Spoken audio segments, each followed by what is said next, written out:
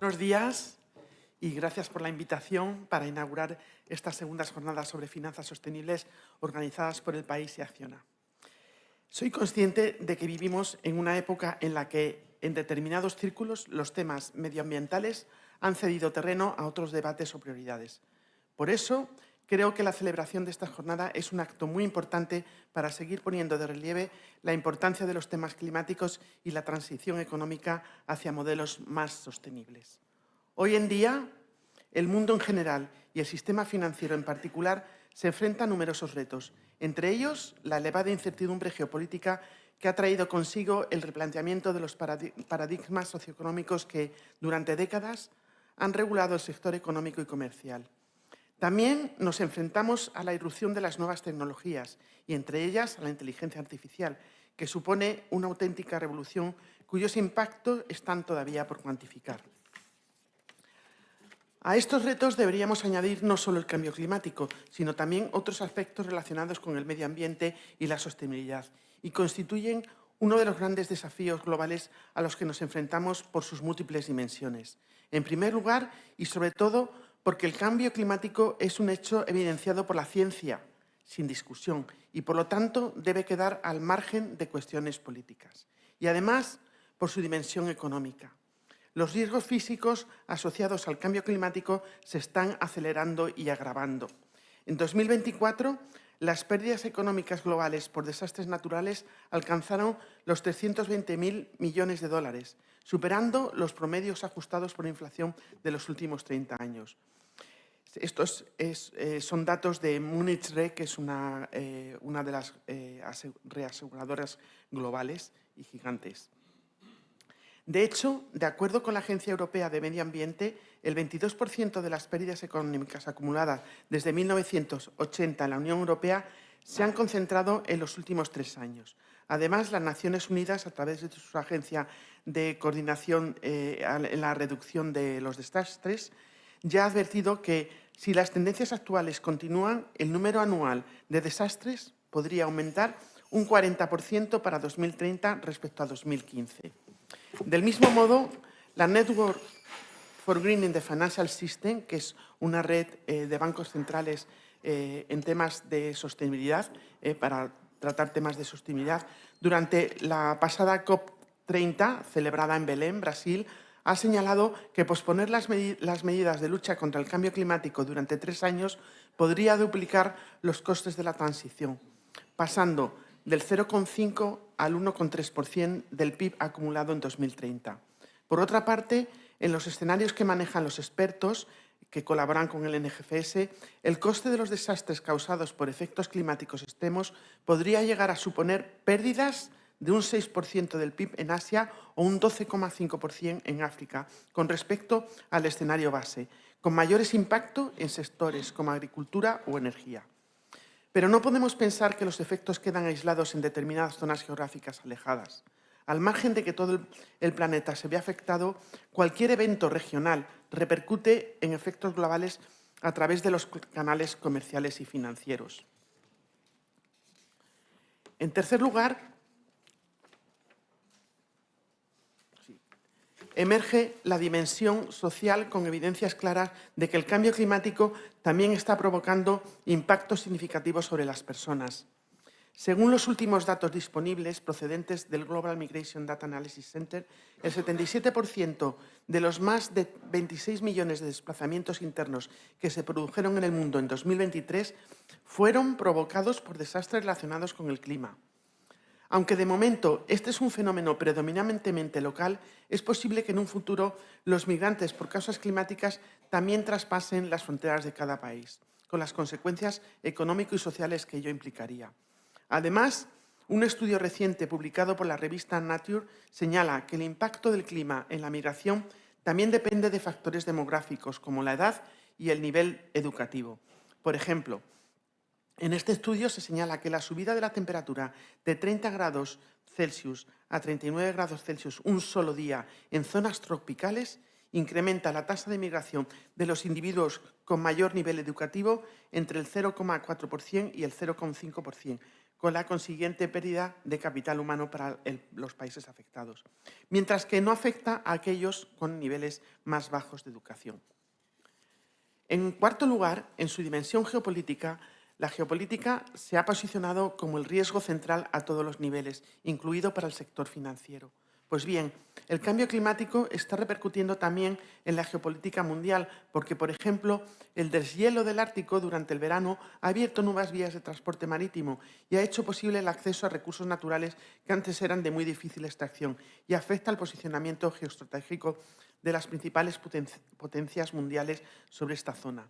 En paralelo, la Unión Europea se enfrenta a la necesidad de mejorar la competitividad de las empresas y para ello es necesario abordar una transición energética que garantice la soberanía económica de la región, lo que supone necesariamente descarbonizar la economía europea.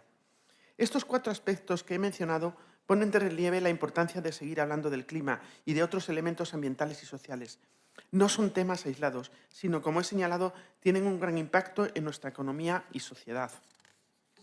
Tratar de ocultar o minusvalorar sus impactos y conexiones económicas no solo no soluciona el problema, sino que lo intensifica. Los expertos de la NGCS así lo indican en sus escenarios de largo plazo. El coste de actuar tarde, de manera desordenada o de mantener las políticas actuales es mucho mayor en términos de pérdida del PIB global que el de actuar con políticas que nos lleven a un escenario de emisiones cero en 2050, limitando el incremento de la temperatura en 1,5 grados Celsius con respecto a la era preindustrial. Por lo tanto, es evidente que las acciones para adaptarse a los cambios climáticos y ambientales y para mitigar los efectos adversos están directamente relacionados con la necesidad de mantener un crecimiento mundial sostenible, justo y equilibrado. Ahora bien, esa transformación exige financiación. Tal y como se plantea en el Acuerdo de París, luchar contra los efectos adversos del cambio climático exige movilizar grandes volúmenes de capital hacia proyectos de inversión sostenible. Las últimas estimaciones señalan que se requieren alrededor de 1,3 billones de dólares anuales, billones en escala larga, es decir, en 1,3 trillones en escala anglosajona, de dólares anuales hasta 2035 para financiar la adaptación y la transición. Esto requiere un esfuerzo global, tanto del sector público como del privado, de países desarrollados y de emergentes, porque se trata de un problema global. Y en este contexto, la colaboración es necesaria, porque un solo agente no será capaz de movilizar todos estos fondos.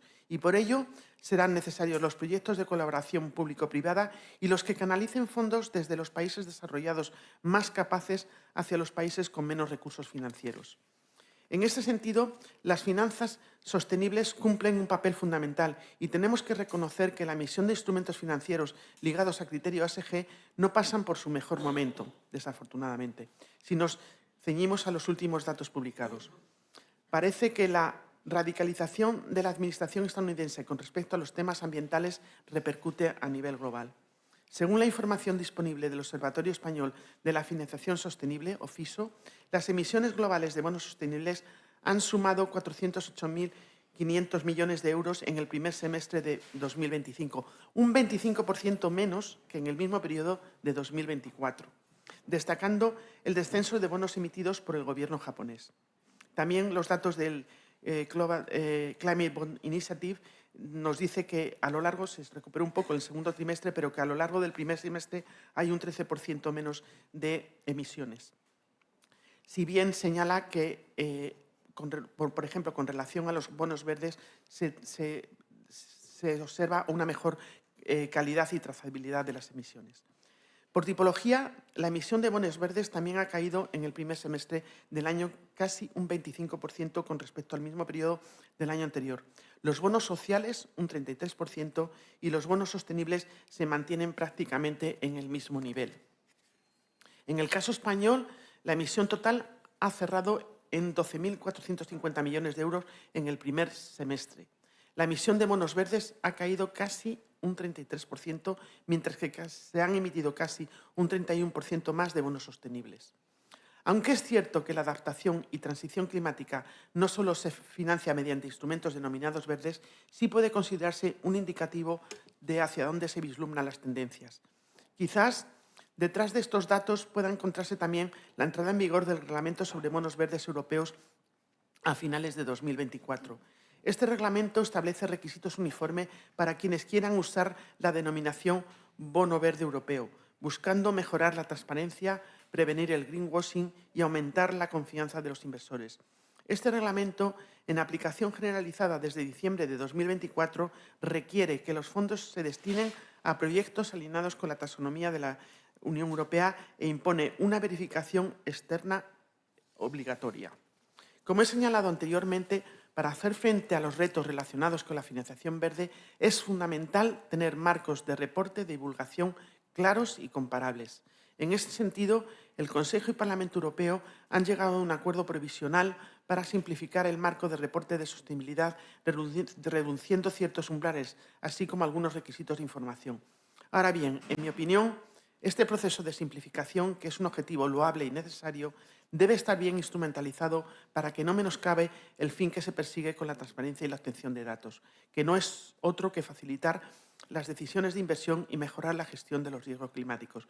Por ello, reducir el número de empresas obligadas a reportar datos no ayudará a la consecución de los objetivos que estamos persiguiendo, sobre todo en un momento en el que muchas de ellas ya habían hecho el esfuerzo de establecer mecanismos para su recolección y almacenamiento. Necesitamos mejores datos, herramientas analíticas y colaboración entre supervisores, bancos centrales y entidades financieras. La NGFS lo subraya. Solo con información granular y fiable sobre riesgos, exposición y vulnerabilidad podremos realizar análisis de estrés y escenarios robustos. Impulsar la transformación sostenible desde las finanzas es clave para construir resiliencia frente a los riesgos físicos y de transición. Esto requiere reforzar la adaptación y garantizar una transición mediante flujos financieros estables y a gran escala, movilizando capital público y privado, diseñando instrumentos innovadores y alineando las inversiones con los objetivos de sostenibilidad. La COP30 lo dejó claro. La acción climática no avanzará sin una transformación profunda en la movilización de recursos financieros.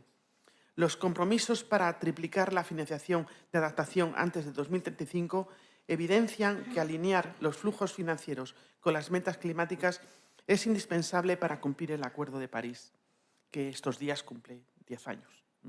En consecuencia, integrar criterios climáticos y de sostenibilidad en las decisiones financieras no es opcional.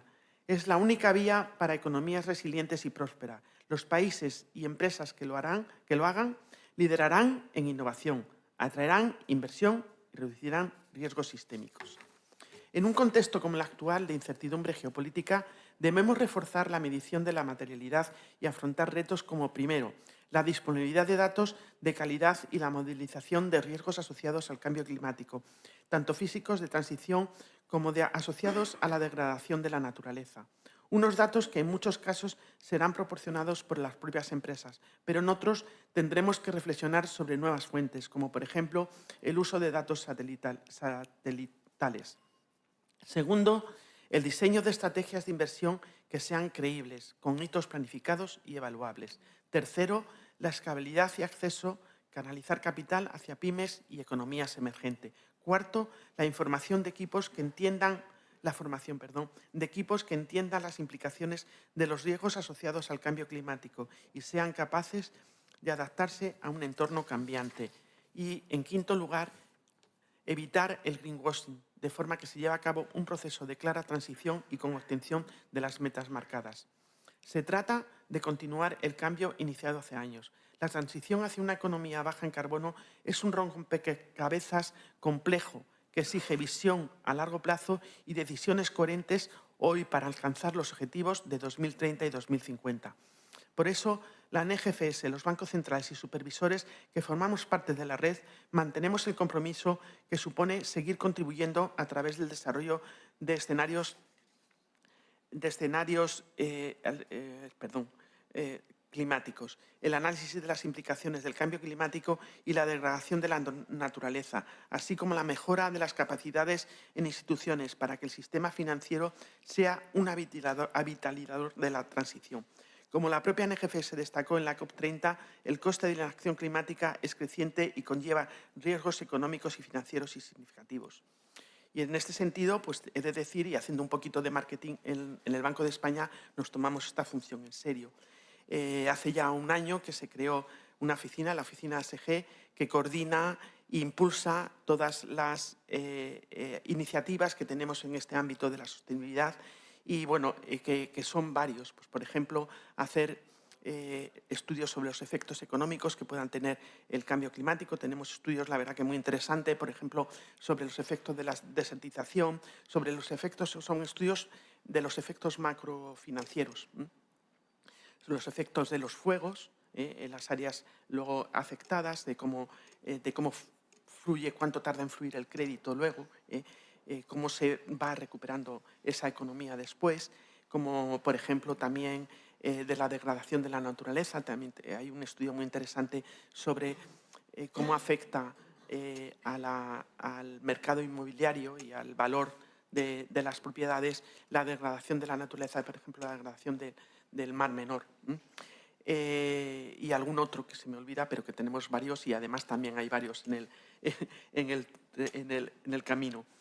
También pues, intentamos trabajar con datos, obtener la mayor información posible, también